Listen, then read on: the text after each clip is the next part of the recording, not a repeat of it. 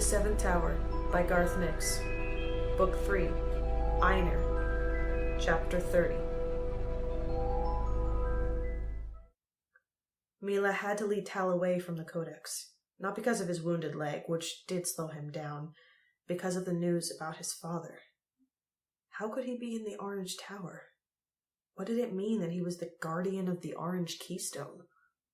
As explained by Ebbett in his letter, Milla found the small door at the rear of the toolshed used by the Underfolk stonemasons.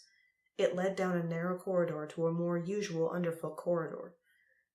Like all such ways, it was only dimly lit by tiny sunstones of inferior power. Tal recovered himself enough at this point to take the lead. He was so rattled by the Codex's revelations that he didn't mind admitting to Milla that he didn't really know much about the Underfolk's corridors and storehouses.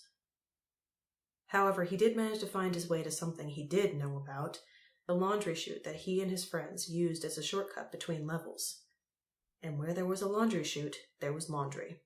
Dirty clothes, but what a chosen called dirty now seemed clean to Tal, after the disgusting furs he'd been wearing. Tal chose to throw all his ice-crawl clothes into a basket and got dressed in a chosen child's basic uniform of white trousers and shirt, though these ones had blue cuffs and collars that didn't match his rank. Milla, however, put on a chosen matron's dress over her armor and furs, a huge sack of a thing in solid yellow with tiny sunstone chips around the lower hem. She then ruined it by cutting a long slit at each side so she could run. As instructed by Tal, Adris and Audris made an opaque wall between the two as they undressed. Not that Milla cared, but nudity was frowned on by the chosen, and Tal had not totally gone over to ice-crawl ways. Suitably disguised, they dashed across a colorless corridor and into more Underfolk passageways. Tal got lost for a while, and they had several close encounters with Underfolk, all of whom were pushing carts of food, or clothes, or items made in their workshops far below. But every time the Underfolk drew near, Tal had Adris and Audris loom up, and the servants would avert their eyes and scuttle past in fright. The Storm Shepherds were easily the largest spirit shadows Tal had ever seen, save for the Empress's Sherikor. They also looked strange, if not particularly horrifying, unlike many spiky, fanged spirit shadows. Adris and Audris looked like puffy giants, but their size alone was intimidating. It was a bitter realization for Tal that he had found a powerful spirit shadow after all, one that would have probably gained him automatic promotion to yellow, or even blue. Only, he had not bound Adris as a proper chosen should. He had broken the law and gone to Einar. He had given a sunstone and a spirit shadow to a non-chosen. Strangely, it didn't worry him. But he was growing more and more anxious about Gref. What had they been doing to him, off in some distant chamber where no chosen or Underfolk would ever hear a cry for help, or a scream? "Where now?" Milla asked, breaking into Tal's thoughts. They had arrived at an intersection. The Underfolk corridor branched left and right, but there was also an open doorway to an orange level. Orange 6, Tal saw, noting the arrangement of sunstones in the ceiling. Close to home. His mother was not far away, on her sickbed, lost and dreaming. He wanted to see her, too. "Which way?" Milla repeated. Tal pointed down the left Underfolk corridor. His hand was shaking, and he could not steady it. They had to follow the Underfolk corridor and go down into the topmost red level, and then across into the white rooms. It took another few hours because they had to cross almost from one side of the castle to the other. As it got closer to morning, the Underfolk corridors got busier too, and Tal was sure some of the Underfolk looked at them even as they bowed. But Tal wasn't worried about Underfolk. They never spoke to chosen unless they were spoken to. They probably wouldn't remember the strange chosen in the large spirit shadows. Milla didn't share this opinion. Some of the Underfolk looked very smart indeed, and Milla was certain they would gossip. She contented herself with glaring fiercely at any who dared to glance up at her. Hopefully, this would make them think twice about talking about her. The white rooms were different from the rest of the castle. Long abandoned, they were colder, darker, and much less clean. Dust rose as Tal led the way down one corridor, though there were halls and other corridors that seemed better traveled. Finally, they came to a vast, cold hall where no sunstones shone in the vaulted ceiling. The upper reaches were totally dark, and the only light spilled in from the 3 corridors that led there from south, east, and west. Tal looked around suspiciously, but could see no reason for the lack of light, other than the usual failings of the White Rooms.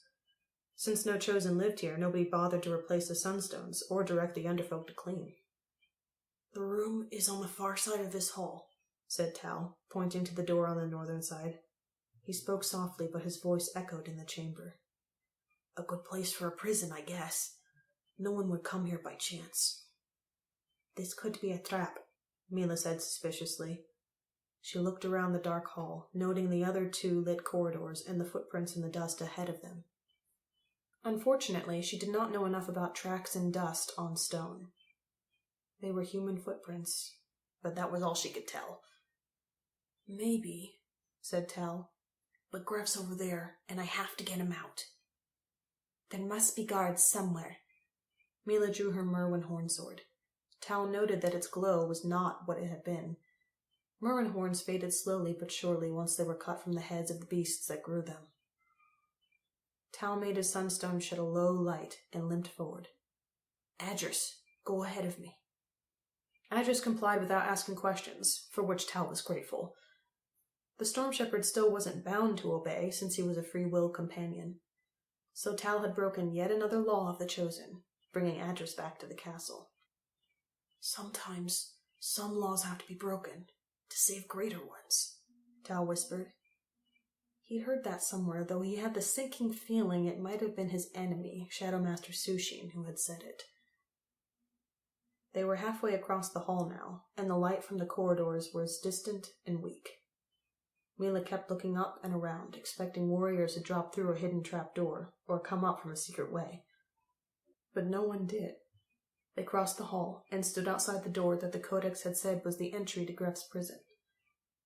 The door looked normal enough. Like most doors in the castle, it was made of thin metal leaves riveted to a frame in overlapping lines. It had a long handle of polished bronze. "Adris," said Tal, "can you open this door?" Adris shrugged. He leaned forward and turned the handle. The door did not budge. "No," said the spirit shadow. "I mean, break it down, or go through and open it from the other side." "I'll do it," said Adris. She lay down and grew more translucent, and then slid under the door. A few seconds later, she slid back out. "It's locked on both sides," she said. "I don't know how. There is no keyhole." "Is Gref, a boy, in there?" Tal asked eagerly. "There is something in the corner," said Adris. She sounded puzzled.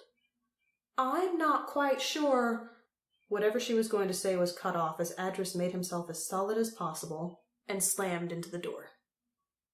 It splintered into hundreds of individual metal leaves as the spirit shadow slowly bowled his way through, dragging the broken frame, leaves, and hinges after him. "That wasn't that loud," said Tal hopefully. He'd hardly finished speaking when a deep horn blast sounded above their heads, the sound echoing throughout the hall. Startled, Tal and Milla looked up at a hidden recess above the door. It contained a pulsing sunstone and a complex arrangement of pipes, leading to one huge pipe that opened out like a flower at the end. "Awakener!" Tal cursed, "just like an electorium." "I knew it was a trap!" Milla shouted. Tal wasn't listening. He ran in after Adris, boots clinking on the broken metal leaves. The room was not very big. There was no bed, no furniture at all. A single medium-sized sunstone shone in the ceiling.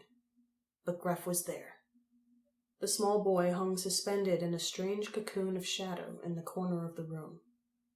Tal could see his face, which was relaxed as if in sleep, but the rest of him was surrounded by a shape of darkness.